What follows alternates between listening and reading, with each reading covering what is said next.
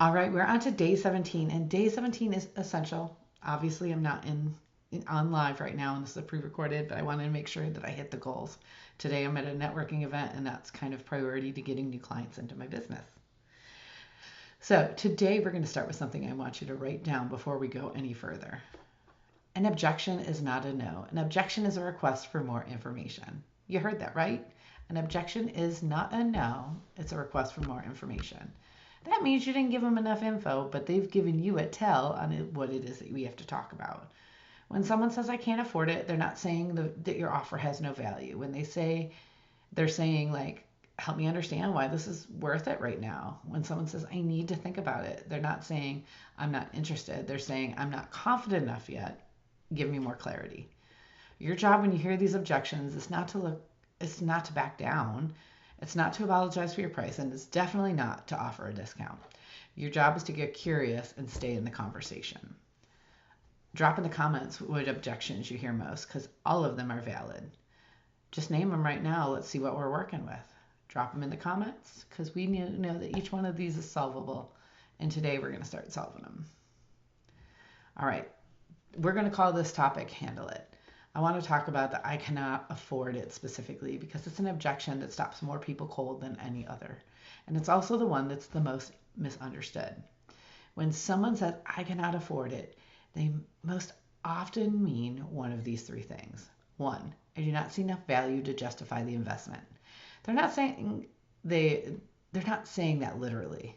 And they're not saying they literally do not have the money. They're saying they don't see the value exchange just yet. It's not clear enough for them. Two, I'm scared.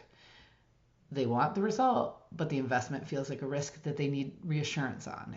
And is the risk worth it, right? And then number three, they don't have it as a priority. They have not made it a priority yet.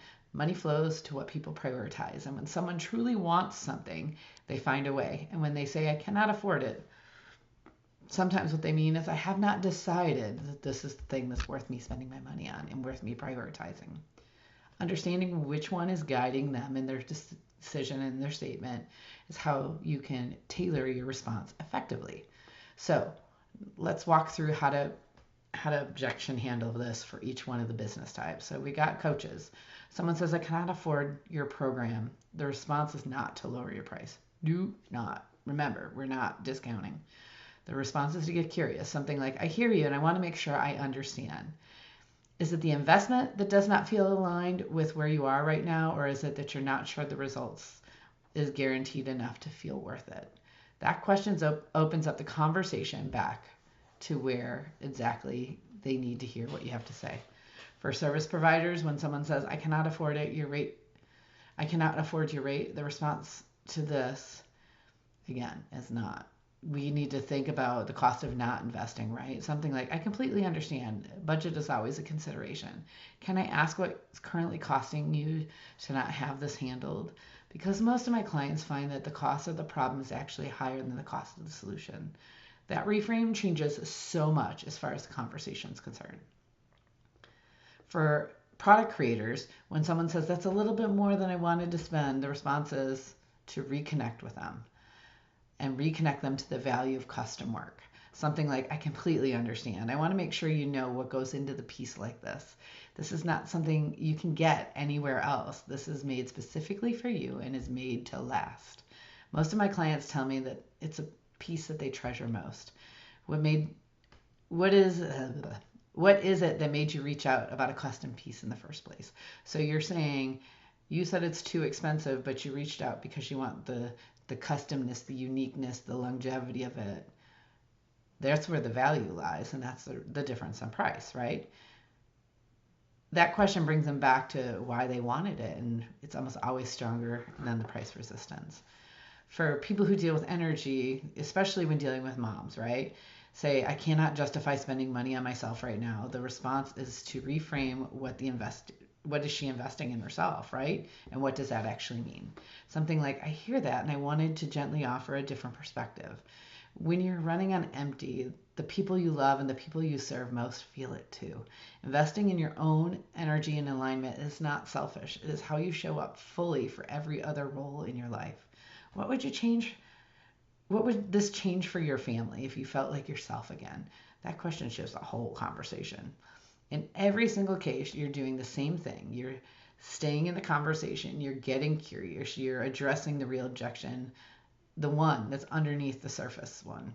And you're never apologizing for your price. Never apologize for your price.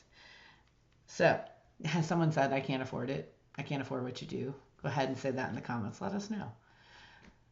Do you freeze when they say it? Do you drop your price when they say it? Do you say no worries and let them go? Be honest. We've all done it. Every one of us has done it. No shame. No shame in this game. So here's our 4 moves for today. Move 1. Write down the top 3 objections that you hear most often in your business. Not the ones you're afraid of, the ones you actually hear, the real ones. Write them down on a piece of paper. Move 2. Write your response to I cannot afford it using what we just talked about above. If you need more information on that, go ahead and let me know and I can send you the transcripts of kind of what we talked about.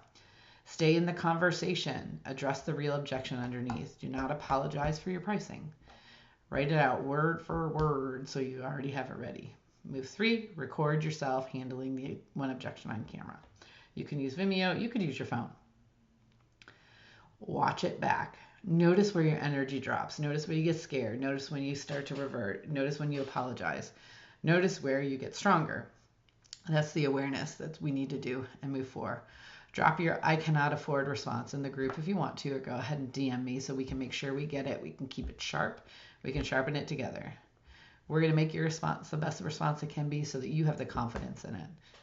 For your personal moves, there's no need to worry about them. I'm going to actually start pulling those out of our conversation, right? This post is going to resonate with your ideal audience. Anytime you do this, you want to make sure that you're talking with the real people. You're talking with the people who want to invest in you. Day 17's worksheet, you know where it's sitting. Write your response to each one of these and then practice them out loud. So here's our close, right? Let's wrap it up. What I want you to walk away with today. Objections are not the end of the conversation. They're actually sometimes in the middle of it and sometimes they're really like at the beginning of it. The people who close consistently are not the people who have the best offers. They're not. Or they're not even the people with the lowest prices. They're the people who know how to stay in the conversation when it gets uncomfortable. They know how to care for the people and they see the value in what it is that they're offering and they are there and they're present and they know how to stay in the conversation. Today you practice staying in the conversation. Write those responses, record yourself, share those in the group or in DMs so that we can get you the feedback that you need to get your results. And next time someone says, I can't afford it, you're going to know exactly what to say. It's going to be practiced, it's going to be rehearsed, and it's not going to feel foreign.